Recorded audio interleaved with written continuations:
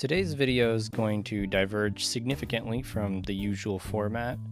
Rather than focusing on a specific topic or a piece of reading, we're going to respond to some comments that have been left on the channel.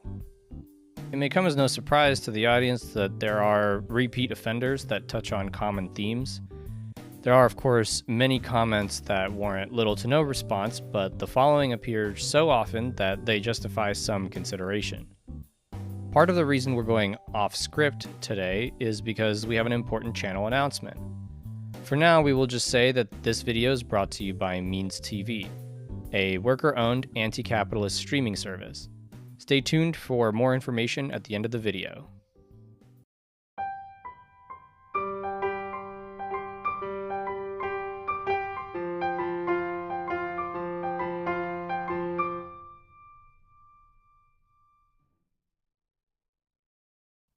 To give credit to this argument, which we all know and love, the general thesis is as follows. A system that monetizes the research and development process gives individuals the incentive to put their time, effort, and resources into coming up with new things. This dynamic feature of capitalism is, in some part, completely true. It is also something Marx noted himself. The entire premise of the tendency of the rate of profit to fall rests on the assumption that capitalists are locked in a state of competition to out-innovate each other in order to secure windfall profits. Beyond this, though, there are a few problems with the economic incentives narrative. Firstly, how did humanity invent anything before the advent of money, markets, or capitalism? It seems very unlikely that early mathematicians, astronomers, or engineers developed new ideas or contraptions in anticipation of economic returns. Clearly, the wheel and the compass were not invented to generate revenue, but probably to address a necessity or simplify a task. One could argue that tools and ideas which make work easier produced a kind of economic reward by reducing the effort needed to carry out a job. This is a fair point, but it has little to do with the specific nature of markets or capitalism. Such innovation can and has occurred in any type of society. Also, many modern technologies we rely on originated in research funded or conducted by governments. This includes computers and the internet, which came out of American military labs, and satellites, which were of course pioneered by the USSR, a socialist state. The reason for heavy government involvement in research is very simple. Research is typically very open-ended and does not guarantee immediate returns on investment, if any at all. For that reason, private entities are typically wary of putting money into innovation. In other words, it is the very logic of the market, which necessitates profit maximization, that limits private enterprises from innovating on their own. This is what economists typically call a positive externality, and the prescribed solution is government funding of activities that private companies don't invest enough in. Beyond relying on funding to keep research going, companies and entrepreneurs in the so-called free market need to make sure that their ideas aren't just immediately swept away by their peers or competitors. They need a third party that is capable of stepping in and saying, no, this specific design or idea belongs to this individual, you may not use it for your own business. Otherwise, all the benefits from innovating are immediately dissipated away through competition. The problem is, this third-party enforcer has to carry a credible threat to actually enforce ownership over an idea. You may already know who that third-party enforcer might be. Yes, it is the state. In an actual free market, there would be no real way to protect intellectual property. There is zero weight in a patent without a central body that can define and enforce it. This is all to say, it is not innovation which needs a profit motive, but rather the profit motive which needs the government to guarantee the privatization of ideas. The privatization of ideas is actually a huge hindrance to innovation. Anyone working in research can tell you that paywalls and restricted access to information actively hurts the kind of information sharing that is needed for new ideas to build off of old ones. This is why you'll see a lot of people who actually do science for a living advocate for the democratization of access to information. The final point worth thinking about here relates to what humanity's innate motivations for innovation really are. Was Einstein really motivated by money when he revolutionized physics? Incidentally, we can answer this question confidently in the negative because Einstein was an outspoken socialist who had very few nice things to say about capitalism. But let's not digress. This is ultimately a pretty important question.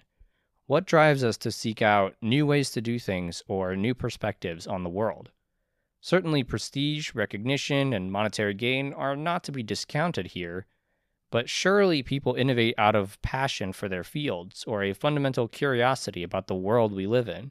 In some cases, innovators have contributed to humanity in spite of any economic incentives, dying in destitution and loneliness, only for their work to be recognized and appreciated posthumously. So a few thoughts come to mind after reading this one, and many others like it. There's definitely something appealing about looking at cases like West and East Germany and North and South Korea. After all, they were once a single country, only to be split up and ruled by different regimes. This presents itself as a nice laboratory experiment that is typically very rare in the social sciences. Ideally, we can hold all things equal and say, well, South Korea was run as a capitalist country and North Korea was run as a socialist country. The different outcome in the standards of living speaks for itself. The problem here is that we cannot actually hold all things equal and make this assessment. While both countries were ravaged by war, North Korea was systematically obliterated by American bombing runs, which killed upwards of 1 in 5 people and destroyed the majority of infrastructure, things like dams, villages, industry, etc. Despite this, it looked for a while after the war like North Korea was faring better than the South, which until the 80s was an underdeveloped authoritarian state with questionable prospects for improvement. After losing support from the USSR and being increasingly isolated from the rest of the world, North Korea fell starkly behind. But why bring all of this up? Because it muddles the implicit claim here of a methodologically sound comparison. We cannot pose a plausible enough counterfactual given an entire history of extenuating circumstances. Would North Korea have developed otherwise if it was the capitalist state and the South was socialist?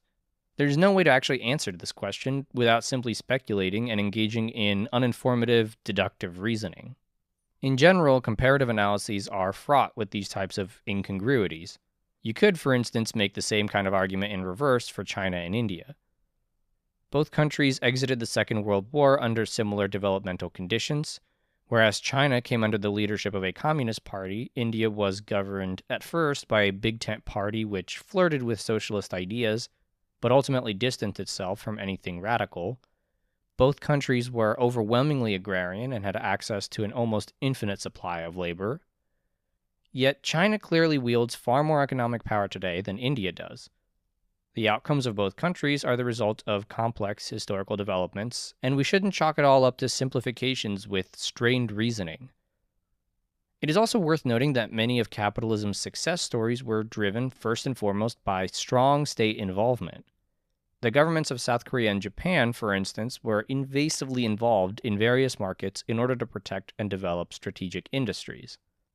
There are several published studies which show that this kind of heavy-handed intervention helped get the East Asian economies to where they are today. Finally, on the point of success stories, it is suspect that these types of comments almost always point to the small handful of affluent capitalist countries and neglect or excuse away the dozens of underdeveloped economies, which never got off the ground despite following the official rulebook of the World Bank, the IMF, and Washington itself. Why has capitalism failed countless countries in Africa, Latin America, Asia, and Europe? This kind of differential outcome seems equally, if not more, important to investigate. This commenter offers us some insightful alternatives to wage labor. For instance, instead of taking a job, we can live off the land. But whose land? There are very few places in the world today, especially in the so-called developed world, where you can just squat in the woods and build a cabin. Something like 99% of land on Earth is owned publicly or privately. You could, of course, buy your own land, but you'll probably need a job to raise the money for that. Starting your own business has far fewer barriers than living in the woods by yourself. For some, it may become a viable escape from wage labor forever. This doesn't exactly fix the social problem of wage labor and private property in general. It just fixes the situation for one person. If everyone starts a successful small business, where will all of these businesses find people to staff their enterprises? The reality is, one worker exiting the supply side of the labor market does not change the fact that there is a class of people that sells its ability to labor to another class of people, which has the right to the entire surplus created in society. For moving to another country, see the first point about resources needed to make that happen. Considering that the median balance in an American checkings account is roughly $3,000, it's hard to imagine how far a disillusioned worker would be able to get if they chose to leave their home. Ultimately, the advent of capitalism necessarily involved separating the majority of people from the means of sustaining themselves independently. This was needed to create a class of people that had to work for a living. The existence of this class is continuously reinforced by the laws, norms, and economic pressures that shape the society we live in. Let's end with a non-theoretical comment, but one that gets thrown around often enough to invite a response. The first part of the claim is simply not true. Marx actually held many jobs throughout his life, most notably as a journalist for various newspapers, such as the New York Daily Tribune. He authored hundreds, if not thousands, of pieces for which he received payment. Receiving payment for work done is as good a definition for a job as any. But Marx did live off the graces of his friend Engels. He also inherited a reasonable sum of money from his family. However, he used this money to support himself in periods when employment was very difficult to secure. Because he was so critical of the authoritarian regimes in Europe in his time, he was forced to relocate from one place to another, and this obviously complicated his employment prospects. It is possible that what is meant in this comment is that Marx never held a job involving manual labor. That may well be true, but it is also the case for virtually every thinker in recorded history. Because of the nature of class society, and this is an insight we can draw on thanks to Marx, most thinking in history has been advanced by privileged individuals. Even in Marx's time, literacy was not a guarantee.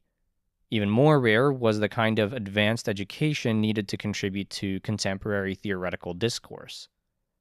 There is a potentially interesting critique here, namely, how much has this position of privilege affected the study of society? How might these theories have looked if they were produced by laborers rather than wealthy merchants or nobles? Still, if we want to reject Marx's contribution on these grounds, we'd be forced to throw out all the other theories as well, from Smith and Ricardo to Menger and Walras. Nevertheless, it would be wrong to suggest that Marx was not working when living off of Engels' money. Marx produced thousands upon thousands of pages of analysis on a broad range of topics, much of which has been published into some of the most influential books of modern history. Whether you agree with him or not, Marx's work has had a lasting impact on the social sciences and politics in general. His influence is present even in areas where most people might not expect it. To conclude with an illustrative example, it was Marx's writing on dialectics which influenced the theory and practice of Sergei Eisenstein's prolific career in cinema. Eisenstein interpreted Marx's dialectic in cinema by clipping two contrasting shots together back to back, in order to create a clash symbolizing the resolution of contradictions in a synthesis. In other words, Marx's writing is a creative ancestor to the very concept of montage. Hopefully this has been an enjoyable interruption from the not-so-regularly scheduled programming. Although these types of comments are a bit trite, it's still nice to entertain the critiques that might be embedded in them. As promised, we have an announcement to make. As of today, the Marxist Project will be available on Means TV. The channel will be in good company on the platform, with the likes of Second Thought, Hakim, Luna, Mexi, and many others making up a great selection of content. Means also produces some phenomenal original content, including a regular news segment hosted by Sam Sachs, and the highly entertaining animated series Papa and Boy, which we wholeheartedly recommend. The decision to join Means TV was very simple. Not only is Means worker-owned, but it is a platform with explicitly anti-capitalist politics. The very earliest vision for the Marxist Project was to eventually create a home for a broad range of left-wing political education resources. While this vision ended up being too ambitious for us, we are excited to see Means TV becoming exactly what we were picturing when we first started this channel. As Means TV grows and brings on more creators, we know that it will become an indispensable alternative for leftist media.